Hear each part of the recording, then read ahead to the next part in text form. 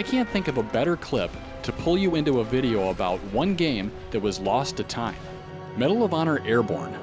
If you've seen some of the videos on this channel, you know there's a sweet spot for World War II video games. From Hell Let Loose to Medal of Honor VR, I thought it was time to redeploy into Airborne and see if it's better or worse than we remember. Because in the grand archive of all the Medal of Honor video games, to me, this one was the most unique. Yet, it's probably the most forgotten game of the bunch.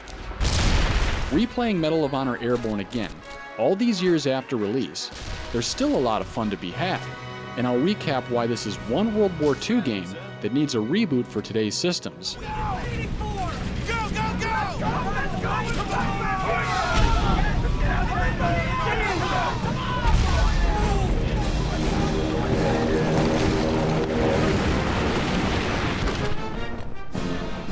It wasn't long after Saving Private Ryan and Band of Brothers when a wave of World War II-inspired games, movies, and documentaries hit our screens. Naturally, flying and fighting solely as a paratrooper eventually arrived in video game form. Enter Medal of Honor Airborne. As a soldier in the 82nd Airborne Division, you get quick basic training and a basic briefing before you take off in your first operation. Reporting 4 enemy AA emplacements positioned throughout the village. The single-player campaign is all about the big European battles, from the likes of Operation Neptune to Market Garden. But Medal of Honor Airborne wastes no time getting into a deep story. It's something that definitely works against it when you're fighting side by side with a no-name Company of Heroes outfit. What's your name, soldier? Okay, I'll call you Jimmy. So unlike Brothers in Arms or Call of Duty, Airborne is simply all about getting down and dirty in the trenches. But before you even get there, Airborne has you start in the skies at the beginning of each mission, dropping by parachute from a plane. And this is where Airborne separated itself from the other guys. It's one of my favorite things from the Medal of Honor franchise, letting you pick where you want to wage war.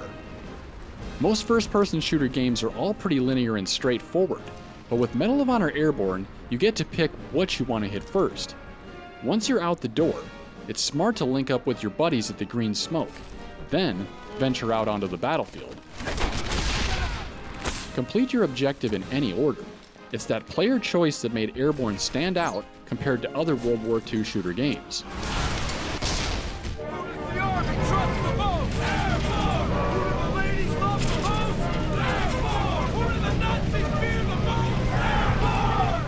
Medal of Honor Airborne gameplay still hits hard today.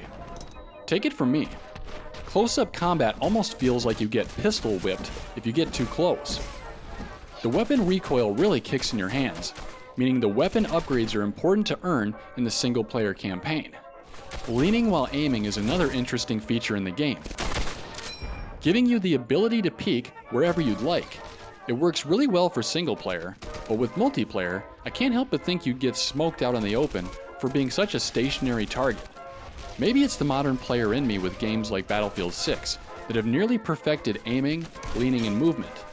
Replaying Medal of Honor Airborne today, the graphics still look great, with a dark, desaturated, and gritty look. The music brings back the classic songs and themes from games past. Picture, or imagine if you will, the music from Arnhem as you drop into Market Garden. Your teammates aren't nearly as useful as the crew you'd work with in a Brothers in Arms game. Lead the way, Jimmy. This is for Jimmy! Oh, there are no orders to give, and when they die, you have to wait for more squad mates to parachute in at random. If you're into multiplayer, official servers are all shut down sadly, but with some unofficial downloads, a few players have found ways to keep the action alive. Multiplayer is a nice addition to have as a feature, even though this franchise has typically been remembered for its cinematic, single-player stories. It's been several years since the last Medal of Honor game, Above and Beyond, which took place entirely in VR. If the franchise ever returns, it'd be great to see something like Airborne, but taken to new heights. It's not the best game out of the bunch, with some gameplay missing the mark, but it lands well in certain spots, making it worthy of some sort of sequel. Heck, with all the beach invasions between the European and Pacific theaters, Maybe landing craft could be the next step forward after Medal of Honor Airborne. After securing the main battle. Let me know what you think about the status of the Medal of Honor franchise in the comments below.